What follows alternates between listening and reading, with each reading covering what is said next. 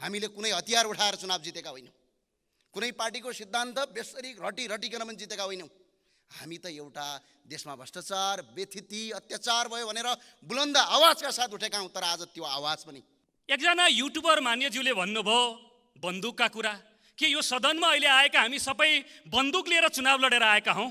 एक सरो कपडा आफ्नो श्रीमतीको एक सरो शरीर ढाक्नका लागि र छोरा बाउआमालाई मिठो मसिनो खुवाउनका लागि मारिएका मान्छेका लागि आज न्याय दिउँ भनिरहँदाखेरि हामी न्यायको अदालतमा उभिँदैनौँ र न्यायको ठाउँमा उभिँदैनौँ। कसैलाई मिडियामा निकै पपुलर हुनु परेको छ, कसैलाई डलरको खेतीलाई अरू फस्ट्याउनु परेको छ, कसैलाई राजनीतिक दाउपेच र आग्रह पूर्वाग्रहहरूलाई पलाएर लैजानु। युद्धमा पनि गएका थिएनन्, जो नागरिक सत्ता पक्षका पनि थिएनन्, ती मान्छेको हत्या गरियो, त्यसमा उन्मुक्ति दिने भनेर लेखिएको छ। यो विधेयक कसरी सहमत हुन सकिन्छ? कि त भन्नु पर्यो अरू आधा दर्जन शरीरका अङ्गहरूमा गोली बोकेर यो रोस्टममा म उभिएको छु। मेरो आफ्नै परिवारका 3 जना दाजुहरू र 1 जना बहिनी मेरो एउटा सानो गाउँबाट। अब यसो भने मान्छे मारे पनि माफी दिने भन्ने हो? यो सशस्त्र युद्धको कुरा होइन। हिजो सत्ता पक्षले पनि विरोधी पक्षका भएकै हुन् भनेर विरोधी पक्ष हुँदै नभएका मान्छेहरू मारेको छ। राष्ट्रपतिको निर्वाचनमा जसरी महिलाको अधिकार खोज्ने काम गरियो र त्यो समयमा महिला सभासदज्यूहरू पनि जुन तरिकाले आफूले संविधानबाट पाएको अधिकार समेतबाट पनि लिन नसक्ने अवस्था देखियो, त्यसप्रति मलाई दुःख पनि लागेको छ। र यो अवस्थामा हामीले संविधानबाट पाएको अधिकार यदि संविधान संसदमा हामी त नयाँ नयाँ जितेर आएका हौँ नि, हामीलाई जनताले पुराना नेताहरू जस्तै सत्ता र कुर्सीको खेलमा होमा हो र हैमा है गरून् भनेर जिताएका हुन्। जस्तो निर्वाचन कार्यक्रम वैशाख 10 के लागि घोषणा गरिसक्यो। यही रफ्तारमा अरू काम पनि यो देशमा भइदिनु भने त धेरै राम्रो हुने थियो जस्तो लाग्छ। कसैलाई चाहिँ 3-4 महिना चाहिँ मन्त्री बिना बाँच्नै नसक्ने अवस्था सिर्जना भयो भन्दैमा निर्वाचन आयोगले 10-20 दिनको समय राखेर निर्वाचन गराउन मिल्दैन। यसले निर्वाचन आयोगको विश्वसनीयतामाथि प्रश्न उठाएको छ। यो संसदलाई चाहिँ आवाजविहीनको आवाज भन्छ हो। सत्ता पक्षहरू बढी हुनुहुन्छ होला, समर्थन गर्नुहुन्छ होला, ढ्याप हानिन्छ होला, तर यो विधेयक पढौँ न एकछिन। यो विधेयक यो न त विरोधी पक्षको विरुद्धमा मैले यहाँ बोलेको हो, न त सत्ता पक्षको तत्कालीन सत्ता पक्षको भरपोषण गरेको। यो विधेयकका प्रत्येक दफाहरू लेखिएको छ। शान्ति सम्झौता भयो, त्यो शान्ति सम्झौता विरोधी पक्ष र सत्ता पक्ष बीच भयो। तर जो नागरिक युद्धमा पनि गएका थिएनन्, जो नागरिक सत्ता पक्षका पनि थिएनन्, ती मान्छेको हत्या गरियो, त्यसमा उन्मुक्ति दिने भनेर लेखिएको छ। यो विधेयक कसरी सहमत हुन सकिन्छ? कि त भन्नु पर्यो यहाँ नेता मात्र बाँच्न पाउँछ, जनता बाँच्न पाउँदैन भन्नु पर्यो। ठिक छ, नेता मात्र बाँच्न पाउँछ, जनता बाँच्न पाउँदैन भन्नु पर्यो। एउटा कुरा सामन्तवाद भन्ने गरे म सुन्छु बेला बेला। सामन्तवाद भनेको व्यक्ति होइन, सामन्तवाद भनेको प्रवृत्ति हो। आज हामी कतै त्यही सामन्तवाद भन्दै हिजो उठेका साथीहरू आज त्यही सामन्तवाद त बनेनौँ, कुरा त्यहाँनिर उठेको छ। म यहाँ 3-4वटा कुरा यसमा भन्न चाहन्छु। यसको दफावर छलफल गरौँला। मानवाधिकारको गम्भीर उल्लङ्घन र मानवाधिकारको उल्लङ्घन भनिएको छ। मानवाधिकारको उल्लङ्घनमा हत्या भन्ने शब्द राखिएको छ। हत्या गरे पनि त्यसको पछाडि फेरि उल्लेख गरिएको छ। के गरिएको छ भने मानवाधिकारको उल्लङ्घन गर्नेलाई सजाय घटाइकन माफी दिने भने आज। अब यसो भने मान्छे मारे पनि माफी दिने भन्ने हो? यो सशस्त्र युद्धको कुरा होइन। हिजो सत्ता पक्षले पनि विरोधी पक्षका भएकै हुन् भनेर विरोधी पक्ष हुँदै नभएका मान्छेहरू मारेको छ। हिजो विरोधी पक्षले पनि सत्ता पक्ष कहीँ कतै युद्धमा सरकारको सामेल नभएका मान्छेहरू मरेका छन्। के ती मान्छेले न्याय पाउनुपर्छ कि पर्दैन? यदि न्याय पाउनु पर्दैन, हामी नेता मात्रै बाँचेपछि ठिक छ भन्ने बटम लाइन हो भने यसमा मेरो सहमत छ। तर यो संसदमा हामी त नयाँ नयाँ जितेर आएका हौँ नि, हामीलाई जनताले पुराना नेताहरू जस्तै सत्ता र कुर्सीको खेलमा होमा हो र हैमा है गरून् भनेर जिताएका हुन् जस्तो मलाई लाग्दैन। हामीले कस्तो परिस्थितिबाट गुर्ज्यौँ? हामीले कुनै हतियार उठाएर चुनाव जितेका होइनौँ, कुनै पार्टीको सिद्धान्त बेसरी रटिकन पनि जितेका होइनौँ। हामी त एउटा देशमा भ्रष्टाचार, बेथिति, अत्याचार भयो भनेर बुलन्द आवाजका साथ उठेका हौँ। तर आज त्यो आवाज पनि कहीँ दबियो कि भन्ने महसुस भएको छ मलाई। त्यो भएको हुनाले यो विधेयक आउनु हुँदैन भन्ने पक्षमा म छैन। यो विधेयक आउनुपर्छ। शान्ति सम्झौता कायम हुनुपर्छ। तर शान्ति सम्झौता त्यतिखेर कोले गरियो? सत्ता पक्षले गरियो। जो सत्ता पक्ष भारतको दिल्लीमा 12 बुँदे सम्झौता बनेको सरकारले गर्यो, जो नेपाली जनताबाट निर्वाचित सरकार थिएन। ल त्यो सत्ता पक्षले गर्यो र विरोधी पक्षले गरे। ल सत्ता पक्ष र विरोधी पक्ष भयो, जो युद्धमा पनि सामेल छैनन्, जो सत्ता पक्ष पनि सामेल छैनन्, तिनीहरूको पक्ष खै त? यहाँ प्रत्येक दफामा यो विधेयक आउनुपर्छ र यो पारित हुनुपर्छ भन्नेमा लाइनमा छु म, तर यो विधेयकका हरेक कुराहरू परिवर्तन हुनुपर्छ। यदि यसरी हामीले आज विधेयक पारित गर्दै गयौँ भने भोलि अर्को कुनै पक्षले हतियार नउठाउला भन्न सकिँदैन। भने अर्को पक्षले भोलि विद्रोह गर्यो भने के हामीले फेरि यस्तै गरी मानवाधिकारका उल्लङ्घन गरेका राष्ट्रिय मानवाधिकार आयोगले पनि यसका विरुद्धमा विज्ञप्ति निकालेको छ। अहिले पनि फौजदारी कसुरमा सम्मानित सर्वोच्च अदालतले नजिर बसालेको छ कि तपाईँको फौजदारी कसुरमा उन्मुक्ति दिन पाइँदैन भनेर पटक पटक फैसला गरेको छ। आज त्यसैलाई नेपालको संविधानको कुरा गर्छौँ हामी। नेपालको संविधान 2072 को मर्म विपरीत यो विधेयक बनेको छ। कानुनका विदहरू हुनुहुन्छ यो सम्मानित संसदमा, तर कानुनविदले भनिदिनुहोस् न यो नेपालको संविधानमा कहाँनिर लेखेको छ फौजदारी कसुरमा पनि उन्मुक्ति दिने भनेर? जब यो विधेयक उन्मुक्तिका लागि आएको छ, त्यो भएको हुनाले यो विधेयकमा व्यापक छलफल गर्नुपर्छ। हामी नेतालाई त स्वागतयोग्य हो यो विधेयक, किनकि नेतालाई त राजनीति गर्नुपर्छ, स्वागतयोग्य छ। तर ती गरिबका छोराछोरी मरे जो युद्धमा सामेल थिएनन्। म आज ती विरोधी पक्षका साथीहरूलाई सम्झिन चाहन्छु। हुम्ला, जुम्ला, मुगु, डोल्पा, रुकुम, रोल्पामा आज पनि तपाईँको के खाउँ र के लगाउँ भनेका दाजुभाइहरू मारिएका छन्। आज पनि ती सत्ता पक्षका को मरे? आज सम्झिनुहोस् त एकछिन सत्ता पक्षका।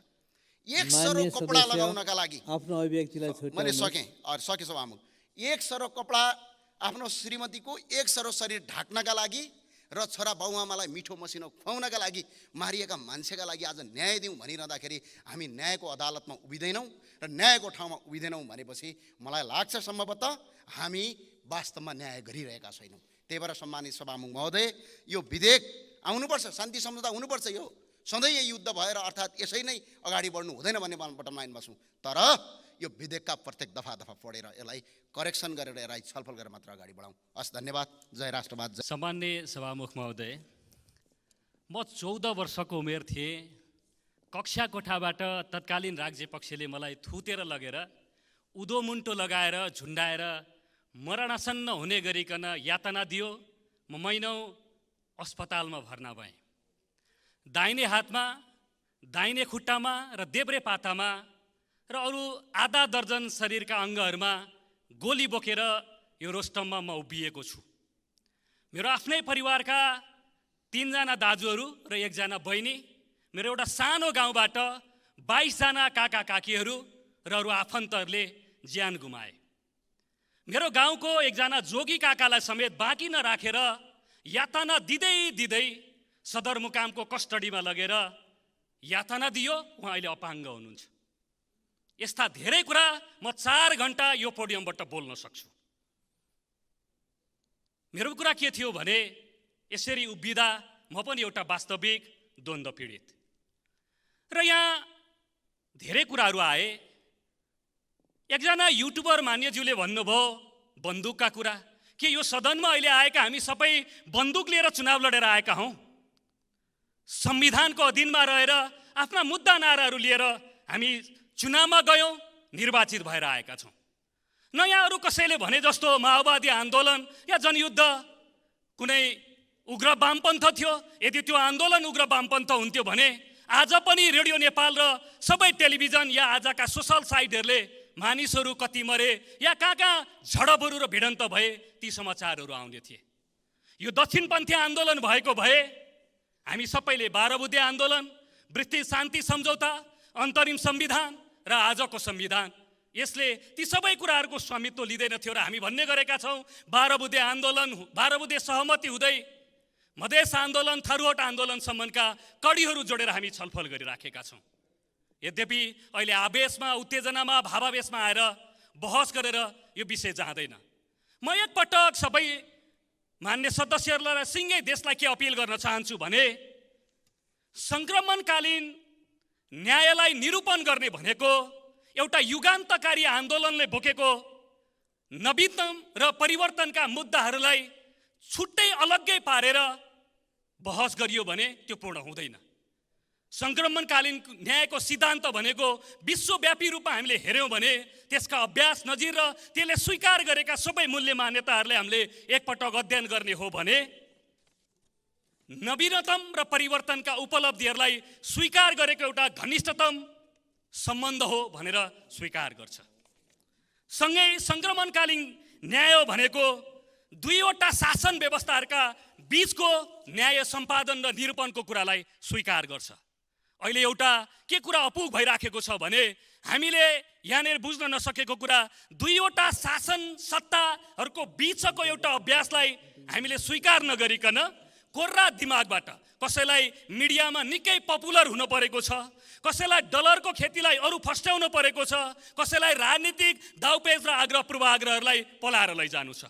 यी सबै चिजहरूबाट माथि उठेर सङ्क्रमणकालीन न्याय भनेको दुईवटा शासन व्यवस्थाहरूको बीचको एउटा चाहिँ न्याय निरूपणको चिज हो भन्ने कुरालाई आत्मसात गरेर हामी अगाडि गयौँ भने शान्ति प्रक्रिया र संविधान निर्माणमा संसारलाई विश्वभरिलाई एउटा शिक्षा दिने गरिकन नेपाल र सगरमाथाको देशबाट जे हामीले सन्देश दिएका छौँ, सङ्क्रमणकालीन न्यायको सन्दर्भमा पनि हामी यो दिन सक्छौँ। यस अर्थमा नेपाल सरकारले उच्च प्राथमिकतामा राखेर जे विधेयक ल्याएको छ यसका लागि नेपाल सरकारलाई हार्दिक आभार र धन्यवाद ज्ञापन गर्दै गरिमामय संसदलाई अपिल गर्न चाहन्छु, यसलाई यही गरिमामय संसदले त्यो गरिमाका साथ स्वीकार गरौँ र छिटोभन्दा छिटो यो विषयलाई किनारामा पुग्यौँ। धन्यवाद। लाल सलाम।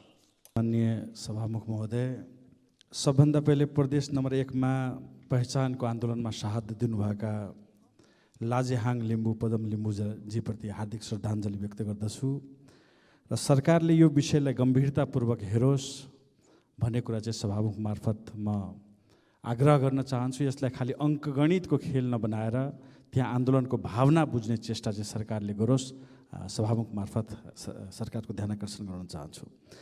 त्यस पछाडि मिटर ब्याजी पीडितहरू चाहिँ पथलैयाको बाटो हुँदै चाहिँ पैदल नै यात्रा गर्दै काठमाडौँमा न्याय खोज्न आउँदैछन्। उहाँहरूको समस्याप्रति पनि सरकार चाहिँ गम्भीर बनोस् र मिटर ब्याजीहरूको समस्यालाई समयमै समाधान गर्नको लागि सरकारले पहल गरोस् भनेर पनि आह्वान गर्न चाहन्छु। त्यस पछाडि चाहिँ विभिन्न जिल्लाहरूमा किता काठको समस्याले गर्दाखेरि जनताले शास्ति भोगिराखेका छन्।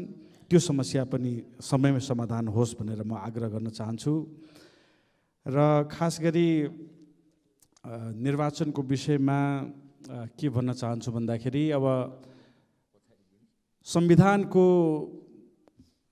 अभ्यास गर्ने उच्च थलो भनेको सङ्घीय संसद हो र यसमा संविधानको धारा 38(4) मा महिलाको लागि व्यवस्था हुँदाहुँदै पनि उपराष्ट्रपतिको निर्वाचनमा जसरी महिलाको अधिकार खोज्ने काम गरियो र त्यो समयमा महिला सभासदज्यूहरू पनि जुन तरिकाले आफूले संविधानबाट पाएको अधिकार समेतबाट पनि लिन नसक्ने अवस्था देखियो, त्यसप्रति मलाई दुःख पनि लागेको छ। र यो अवस्थामा हामीले संविधानबाट पाएको अधिकार यदि संविधान यहाँ सभासदहरूले लिन सक्दैनन् भने आम जनताले कसरी पाउँछन् भन्ने कुरा मलाई चिन्ता लागेको छ। र 12(2) मा सभासदको पद खाली हुने सूचना यहाँ प्राप्त हुन पाएको छैन सङ्घीय सचिवालयमा, यहाँ सङ्घीय संसदलाई। उता निर्वाचन आयोगले तुरुन्तै चाहिँ निर्वाचन कार्यक्रम वैशाख 10 के लागि घोषणा गरिसक्यो। यही रफ्तारमा अरू काम पनि यो देशमा भइदिनु भने त धेरै राम्रो हुने थियो जस्तो लाग्छ। कसैलाई चाहिँ 3-4 महिना चाहिँ मन्त्री बिना बाँच्नै नसक्ने अवस्था सृजना भयो भन्दैमा निर्वाचन आयोगले 10-20 दिनको समय राखेर निर्वाचन गराउन मिल्दैन। यसले निर्वाचन आयोगको विश्वसनीयतामाथि प्रश्न उठाएको छ र त्यही भएर निर्वाचन चाहिँ निष्पक्ष गराउनेतिर चाहिँ लाग्नुपर्दछ र यसमा चाहिँ प्रहरी प्रशासनको दुरुपयोग हुनु हुँदैन। निर्वाचन आयोगमाथि कुनै पनि किसिमको दबाव सृजना सरकारबाट काम गर्ने नहोस् भन्ने कुरा म आह्वान गर्न चाहन्छु। धन्यवाद। म टिकापुरबाट निर्वाचित एक माननीय रेशम चौधरी पत्नी भनेर चिनिने परिचित माननीय थारू विद्रोहबाट जन्मिएको नागरिक उन्मुक्ति पार्टीको महिला अध्यक्ष भनेर चिनिएको जानिएको एक माननीय हिजो टिकापुर नेपालको राजधानी भनेर परिचित भयो। आज टिकापुर रक्तपातको थलो भनेर परिचित छ। टिकापुर कुंसित छ, निर्दोष भए पनि दोषी कहलिएको छ। बजारमा व्यापार छैन, घरमा मान्छे छैनन्, विद्यालयमा विद्यार्थी छैनन्, कार्यालयमा कर्मचारी छैनन्। हिजो राजा महेन्द्रले शासन चलाएको दरबार, राजा वीरेन्द्रको शयन कक्ष, कर्णाली किनारको पार्क सब सुनसान छन्, मुर्दा शान्ति छ।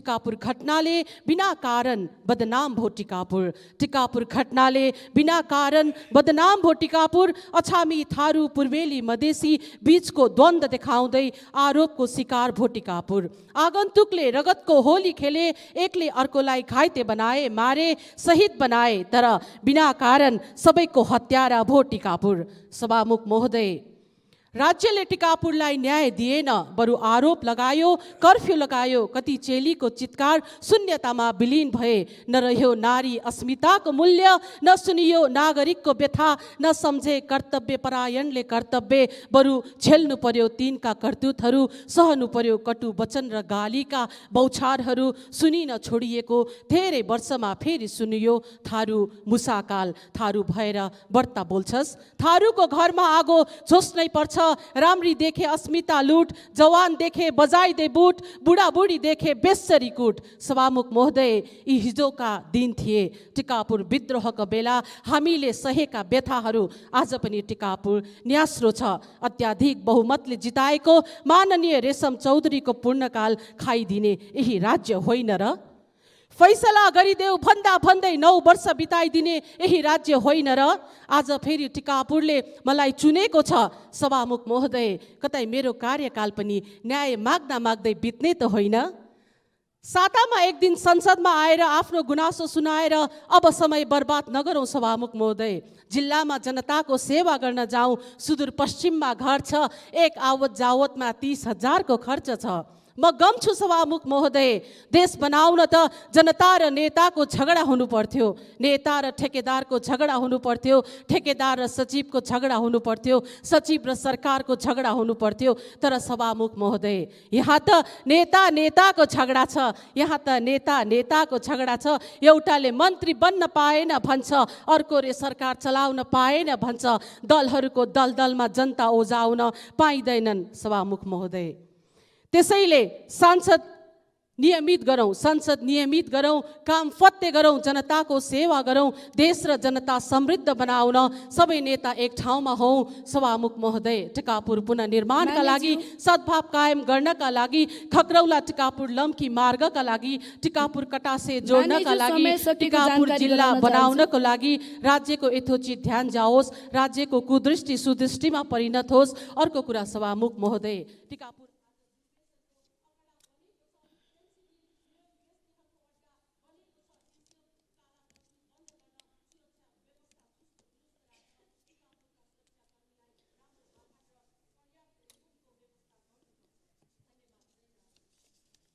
माननीय श्री प्रेम सुवाल 3 मिनट, त्यसपछि माननीय श्री रामनाथ अधिकारी।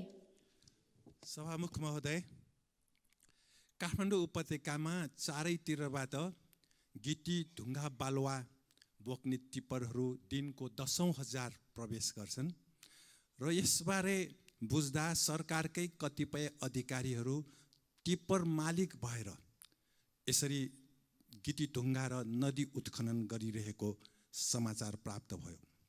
एक राजनीतिक शास्त्रका प्राध्यापकले चित्त दुखाउँदै भन्नुभयो, सरकारका मन्त्री, शासक दलका नेता कार्यकर्ताहरू भ्रष्टाचारमा संलग्न छन्। नेपालमा बसेर आफ्ना केटाकेटीलाई घाँस बाँस कपास शिक्षा स्वास्थ्य दिन नसक्ने हो। त्यसैले म बहुराष्ट्रिय कम्पनीको ज्यामी बन वैदेशिक रोजगारीमा जाँदैछु। योग्य जति वैदेशिक रोजगारीमा पठाएर यो बगैँचा जस्तो नेपाललाई मरुभूमि किन बनाइँदैछ? दिल्लीबाट नेपाली महिलाहरू उद्धार गरी फिर्ता गरिएको समाचार छ। नेपाली महिलाहरूलाई दिल्ली पुर्याउने माथि किन कारबाही हुँदैन? खुला सीमा बन्द किन गरिँदैन? के प्रधानमन्त्री, मन्त्री, शासक दलका नेताहरूका छोराछोरी मात्र नेपालमा सुरक्षित हुने हो? राजाहरूले समाधान दिन सकेनन्, अहिले जनताबाट निर्वाचित भएर सिंहदरबार कब्जा गरेकाहरूले समाधान दिनुपर्ने होइन र? अहिले सिंहदरबार कब्जा गर्न पुगेकाहरू के निर्वाचित राजा जस्तै हुन् र? त्यसैले यस्तो समाधान दिन नसकिने भए किन सिंहदरबारमा बस्ने? अहिले सरकारले विश्वासको मत पाएको दिन लामो भयो त। यसकारण एउटा कानुन बनाऊ, प्रधानमन्त्रीले विश्वासको मत पाएको भोलिपल्ट पूर्ण मन्त्रीमण्डल नबनेमा प्रधानमन्त्री स्वतः रिक्त हुने, यो एउटा बन्दोबस्त गरौँ। र विदेशीले सिंहासनमा राख्दैमा पैसाले चुनाव जित्दैमा यज्ञ नहुने 33 वर्ष यताका सरकारहरूबाट देखाएनन् र यी विषयमा प्रधानमन्त्रीजीलाई संसदमा स्पष्ट गर्न लगाउनु जरुरी छ। सभामुख महोदय, बाँच्ने अधिकार र विकासको अधिकार नै आधारभूत मानव अधिकार हुन्, प्रजातन्त्र सिङ्गार पतार होइन, यो जनताको व्यावहारिक समस्याको समाधान हो। युक्रेनी राष्ट्रपति जेलेन्स्कीले अफ्रिकी सङ्घसँग वार्ता गर्न खोज्दा जम्मा 4 मुलुक मात्र राजी भए। संसारको स्थिति यो छ, पश्चिमी गोलार्धका मुलुकमा डलरको विकल्प खोजिँदैछन्।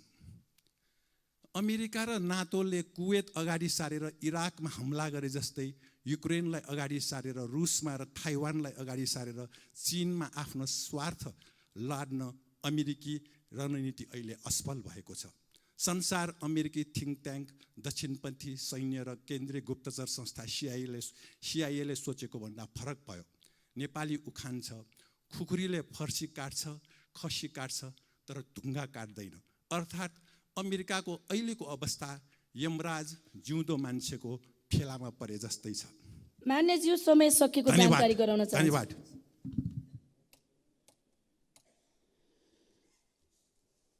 माननीय श्री रामनाथ अधिकारी 3 मिनेट, त्यसपछि माननीय श्री सुनिता बराल।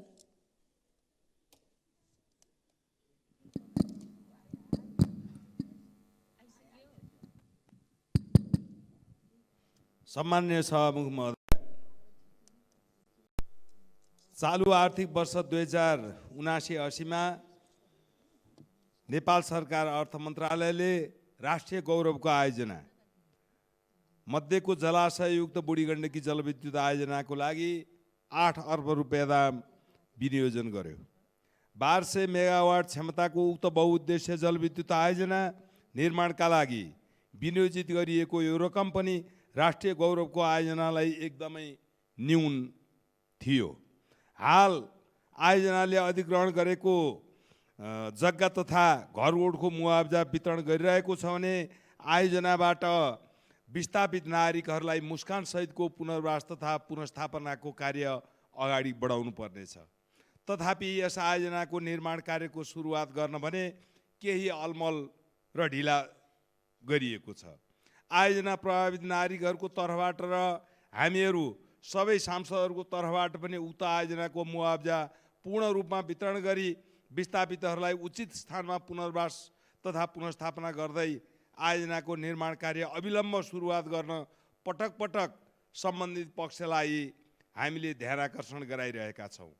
सम्माननीय सभामुख महोदय, राष्ट्रको आर्थिक समृद्धिसँग जोडिएको यस आयोजनालाई द्रुत गतिमा निर्माण कार्य सम्पन्न गरेर मुलुकको अर्थतन्त्रलाई मजबुत बनाउनका निमित्त लागि पर्नुपर्ने समयमा नेपाल सरकार तथा अर्थ मन्त्रालयले आर्थिक वर्ष सकिनै लाग्दा आयोजनासँग सम्बन्धित सरोकारवाला निकायसँग कुनै पनि किसिमको परामर्श नगरी अथवा छलफल बिना नै हतारमा उल्टो बुढी गण्डकी जलविद्युत आयोजनाबाट 1 अर्ब 40 करोड रुपियाँ बराबरको बजेटलाई अन्यत्र आयोजनामा रकमान्तर गरेर राष्ट्रिय गौरवको आयोजनाको भविष्यमाथि नै खेलबाड गरिएकोले उक्त बजेट रकमान्तर गर्ने अर्थ मन्त्रालयले तत्काल सच्याउनका लागि म नेपाल सरकार र सम्बन्धित पक्षलाई म निवेदन गर्न चाहन्छु। आयोजनाको निर्माण कार्य यथाशीघ्र सुरुवात गर्नका लागि पनि सम्मानित सदन मार्फत नेपाल सरकारको गम्भीर ध्यानाकर्षण गराउन चाहन्छु। सम्माननीय सभामुख महोदय, म अर्को एउटा सन्दर्भ छ।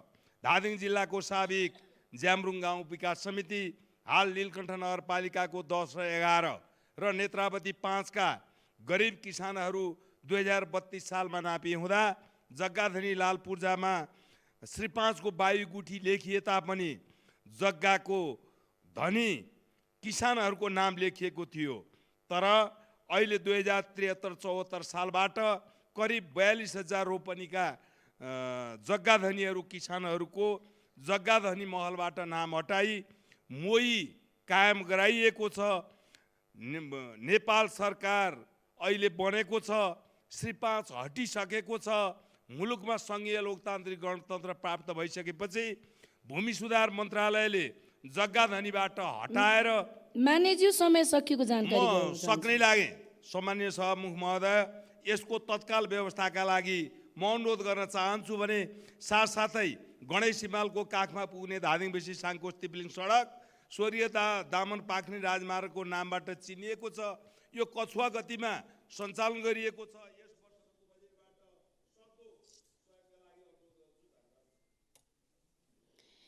माननीय श्री सुनिता बराल 5 मिनेट, त्यसपछि माननीय श्री विमला सुवेदी।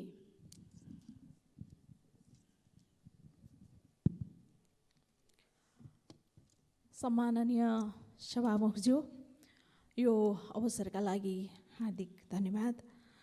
यस अवसरमा सम्पूर्ण अग्रजहरूप्रति सम्मान र सम्पूर्ण नेपाली जनप्रति आभार व्यक्त गर्न चाहन्छु। यो अवसरमा पुग्ने यो वातावरण निर्माण गरिदिनु भएकोमा।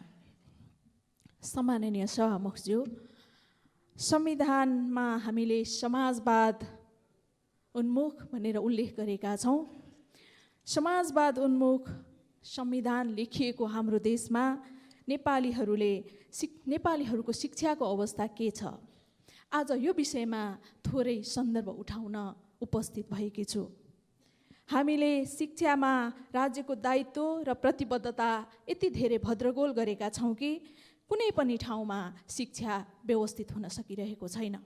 राणाकालमा बरु ती शासकहरूले शिक्षाको आवश्यकता महसुस गरेर सामुदायिक विद्यालयहरूको कन्सेप्टलाई अगाडि बढाएका थिए, विद्यालय व्यवस्थित गरेका थिए, अभियानहरू सञ्चालन गरेका थिए। तर आज विद्यालय शिक्षा दिन प्रतिदिन ओह्रालो लागिरहेको छ। समाजवादको गन्तव्य र राज्यको दायित्व कहाँनिर मेल खाएको छ?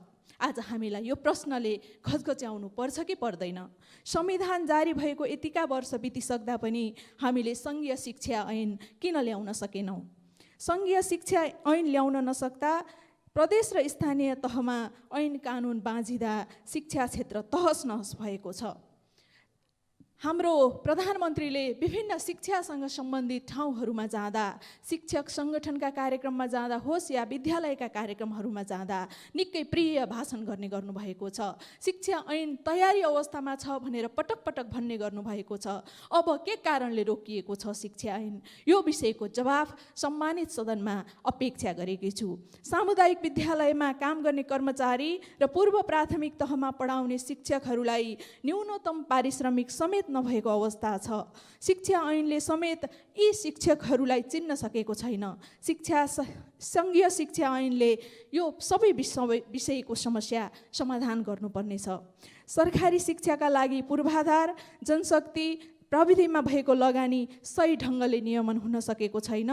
उपत्यकामा नै हेर्ने हो भने 50% जनताले पनि आफ्ना छोराछोरीलाई सरकारी विद्यालयमा पढाएको अवस्था छैन। त्यसकारण त्यहीबाट तथ्यबाट पनि थाहा हुन्छ सरकारी प्रभाव र दायित्वलाई उजागर गर्छ।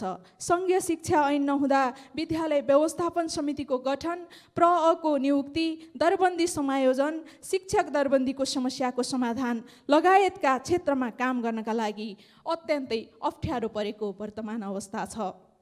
विश्वविद्यालय स्थापना, विश्वविद्यालय शिक्षाका विषयमा समेत अहिले राज्य भद्रगोल अवस्थामा अथवा अस्तव्यस्त अवस्थामा छ। प्रविधिको प्रयोग, रोजगारी निर्माण र देशका लागि आवश्यक जनशक्ति निर्माणका लागि विभिन्न खाले शिक्षाका व्यवस्थित विषयहरू ल्याउन जरुरी छ।